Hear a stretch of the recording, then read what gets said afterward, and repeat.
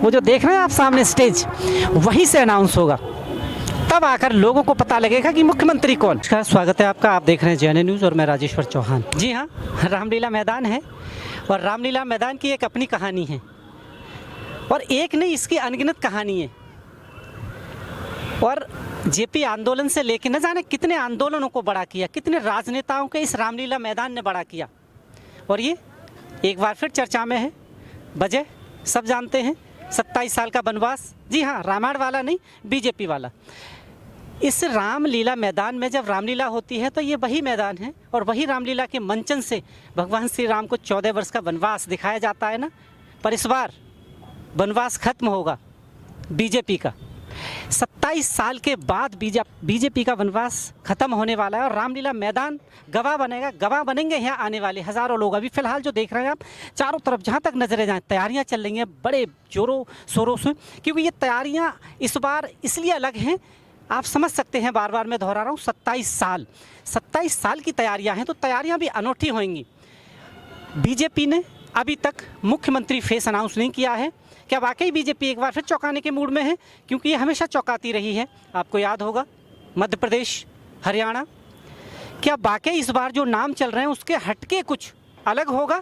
Last पायदान पे किसी कार्यकर्ता को मुख्यमंत्री बनाएंगे। अब जितने राजनीतिक लोग हैं जो जानकारी रख सकते हैं, पहले वो देखकर पता लगा लेते थे कि कौन मुख्यमंत्री होगा। पर जब से PM मोदी की एक अलग राजनीति शुरू हुई है, लोगों की राजनीति सोच कहीं ना कहीं छोटी हो गई है। समझ नहीं पाते कि आखिर कौन मुख्यमंत्री होगा। पर जो भी होगा, ये तो आप मान के चलिए कि बीजेपी ने बहुत अच्छी पारी खेली और केजरीवाल साहब को हरा दिया। बात करते हैं केजरीवाल साहब की। ये वही रामलीला मैदान है जहाँ से केजरीवाल की राजनीति का जन्म हुआ, उनके आंदोलन का जन्म हुआ। पर यहाँ एक चीज़ सुनाना चाहता हूँ आपको। सुना होगा आपने, गुरु गोविंद दोऊ खड़े काके लागू पाए, बलिहारी गुरु आपने गोविंद दियो बताए। ये मैंने इसलिए सुनाया आपको, गुरु उनके अन्ना हज़ारे याद होगा आपको। अन्ना हज़ारे का साथ लेकर अरविंद केजरीवाल इतने बड़े बने कि दिल्ली के मुख्यमंत्री तक बन गए। पर अन्ना हज़ारे कहाँ? क्या उन्हें पूछा? वो हमेशा से राजनीति के खिलाफ रहे थे। जब केजरीवाल ने राजनीति में आने का फैसला किया तो इसका विरोध अन्ना हज़ारे ने किया और इसी वजह से शायद अन्ना हज़ारे आज कहीं नहीं दिखते। उन्होंने खुलकर बोला, शराब का जो घोटाला था उस पर खुल के बोला। और अभी भी उन्होंने बोला था कि उनकी सरकार गई है तो शराब घोटाले की वजह से। पर वाकई उस आंदोलन को जिसने कवर किया, जिसने देखा, आपने भीड़ देखी होगी। अन्ना जी को गांधी का नाम देने लगे थे लोग सुनते थे अन्ना को। पर केजरीवाल ने उस नाम को भी कहीं ना कहीं ठेस पहुंचाई। केजरीवाल अगर हारे हैं तो उनकी राजनीतिक महत्वाकांक्षाएं बहुत बड़ी हो गई थी। वो बड़बोलेपन से हारे। आपने उनके बयान सुने होंगे और दिल्ली वाले लोग कहीं ना कहीं फिर ठगा हुआ महसूस करने लगे अपने आप को। अब ये रामलीला मैदान गवाह बनेगा। 20 तारीख को शपथ ग्रहण होगा, बड़े बड़े लोग आएंगे यहाँ पर। चर्चाएं हर तरफ हैं, वही मुख्यमंत्री कौन। पर बीजेपी जरा सा आभास नहीं होने दे रही है कि मुख्यमंत्री कौन होगा। रामलीला मैदान अनोखा है। आप कभी देखेंगे, आएंगे तो सूना पड़ा रहता है, पर जब यहाँ कुछ होता है तो हज़ारों की संख्या में लोग होते हैं और उन्हें उम्मीद होती है इस बात की कि कुछ हासिल होगा। हासिल इसलिए होगा कि जब आंदोलन होते हैं तो यही वो जगह है। उन्हें लगता है कि सरकार झुके, और सरकार झुकी भी है कई बार। यहाँ के आंदोलन के द्वारा बड़ी बड़ी सरकारों को झुकना पड़ा है। लोकतंत्र है, लोकतंत्र में लोगों को हर बात कहने का अधिकार है और वही अधिकार बाबा साहब भीमराव अंबेडकर का लिखा हुआ संविधान आपको देता है। पर फिलहाल चर्चा हो रही है मुख्यमंत्री की। अब बार बार मैं कह रहा हूँ, मुख्यमंत्री कौन होगा? क्यों बीजेपी अभी तक नाम अनाउंस नहीं कर रही है? क्या वजह है कि लोगों के सामने उनकी अभी तक बैठक नहीं हुई संसदीय बोर्ड की? नाम अभी तक निकल के नहीं आ रहा है। और ये ऐसा नहीं है कि नाम डिसाइड नहीं हो चुका है। यही तो कैडर बेस पार्टी है जो डिसाइड करके भी शांत रहती है। एन मौके पर यहीं से, वो जो देख रहे हैं आप सामने स्टेज, वहीं से अनाउंस होगा। तब आकर लोगों को पता लगेगा कि मुख्यमंत्री कौन। एन मौके पर सरप्राइज देते हैं और मोदी साहब की राजनीति ही सरप्राइज के इर्द गिर्द घूमती है। पर यहाँ और इस बार आपने देखा होगा, इस बार यहाँ मेहमानों में बड़े बड़े लोग, बॉलीवुड से लेकर राजनेता, कारोबारी और यहाँ तक कि किसानों को भी बुलाया गया है। कदम अच्छा है। अब देखते हैं कि दिल्ली के विकास में कितना योगदान रहेगा इसका। क्या वाकई लोग केजरीवाल की राजनीति को भूल जाएंगे? बीजेपी को अब काम तो करना पड़ेगा। यमुना में जैसे अभी कुछ वीडियोस आपने देखे होंगे तो चल रहा है कि यमुना की सफाई हो रही है। क्या वाकई सफाई हो रही है या फिर हम कहें एक्टिंग हो रही है? कहते हैं ना, एक्टिंग भी बॉलीवुड वाले फेल हैं राजनेताओं के सामने। अगर अभिनय की बात करें तो राजनेताओं से अच्छा अभिनय बॉलीवुड भी नहीं कर सकता। आपने अभिनय देखा होगा, कहीं ना कहीं बॉलीवुड वाले भी राजनेताओं के अभिनय के सामने नहीं टिकते। अब ये अभिनय कितना साक्षात होता है, कितना ज़मीन पर उतरता है, क्योंकि लोग जागरूक हैं। केजरीवाल को जो सत्ता से हटा सकते हैं तो आप सोच सकते हैं, यानी कि केजरीवाल ने तो फ्री की रेवड़ी बांटने का काम किया था, लोगों ने उसको दरकिनार कर दिया। मोदी साहब से उम्मीद है, अब देखना ये है कि क्या लोगों की सुविधाएं, विकास हो पाएगा।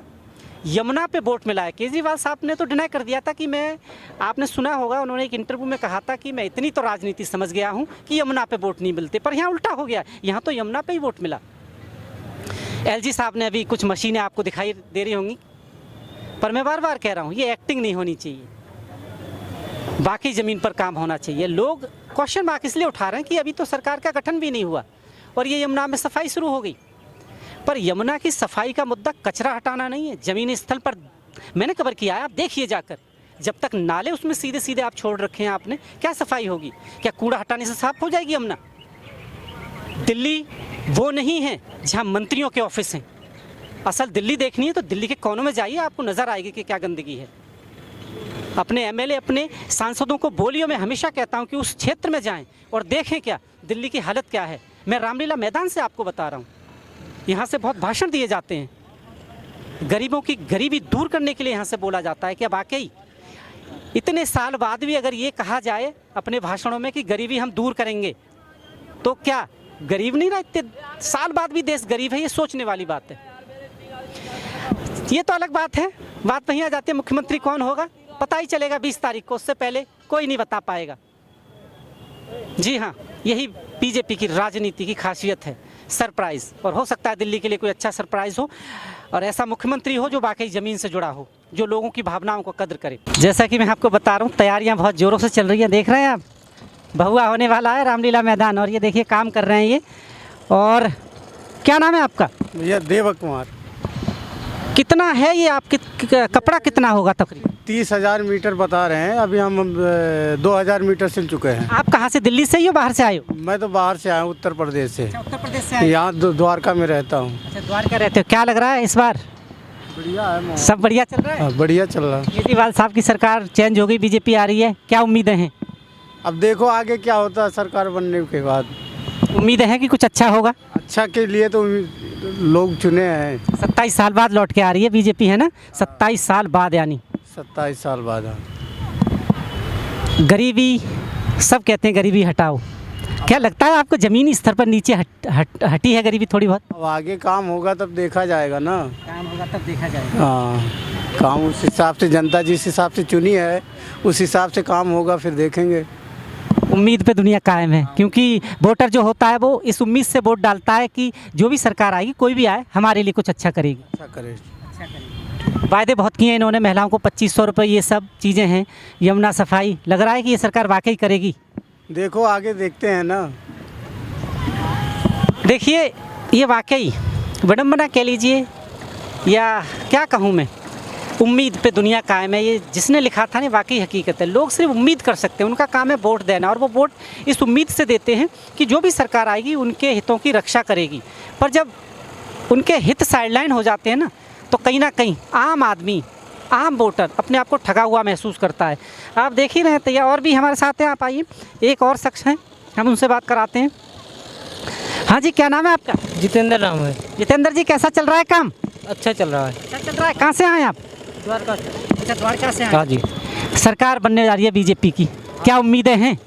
उम्मीदें तो पूरा ही है। कुछ अच्छा काम होगा? अच्छा काम हो, अगर ना हो तो आते थोड़ी ना, आती नहीं। जो वायदे किए हैं, आपको लग रहा है वैसे सरकारों के वायदों पे बड़ा कम भरोसा होता है, बीजेपी की सरकार पे ये भरोसा है कि ये जो बोला है वो करेगी? वो तो अब की बार तो पक्का ही करेगी, जो बोले हैं। करना तो चाहिए। करना चाहिए। हाँ। मोदी साहब कैसे लगते हैं आपको, पीएम मोदी? बढ़िया एकदम से। बढ़िया लगते हैं। हाँ कभी देखा है आपने आपने नज़दीक से? नज़दीक तो नहीं, फोटो में तो बहुत देखो। फोटो में देखा है। तो अब जब जिस दिन आएंगे यहाँ शपथ में, अब तो देखने को मिलेगा। आप होंगे उस दिन या फिर काम करके चले जाएंगे? काम करके तो चले जाएंगे। काम करके चले जाएंगे, कह रहे हैं काम करके चले जाएंगे। पर मैं हमेशा ये कहता हूँ कि ये देखिए, इनकी वजह से जब ये सजाया जाएगा ना पंडाल, तो इन्हें याद रखिएगा, इनका बहुत बड़ा योगदान है। पर कहीं ना कहीं मेरा ये मानना है और मैं चाहता हूँ कि इन लोगों के लिए भी व्यवस्था होनी चाहिए, ताकि अपने काम को ये जब भव्य बन जाएगा ना, देख पाएँ।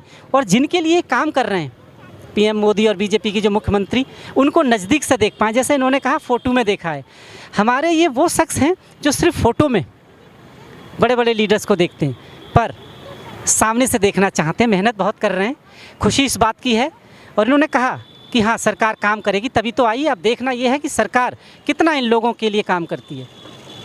आप देख रहे हैं JNN न्यूज़। बहुत बहुत धन्यवाद।